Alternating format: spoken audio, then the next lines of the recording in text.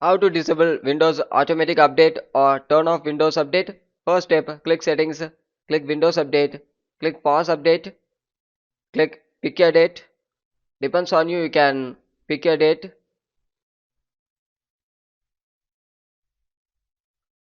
Update is paused.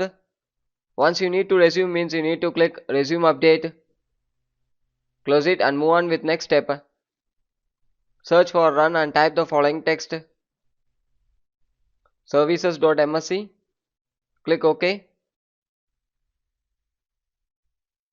Scroll down and search for Windows Update.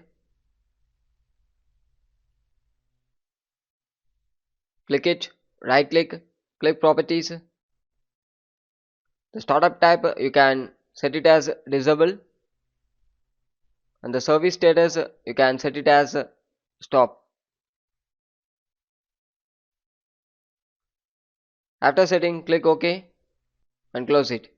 So this is how to turn off or disable Windows automatic update.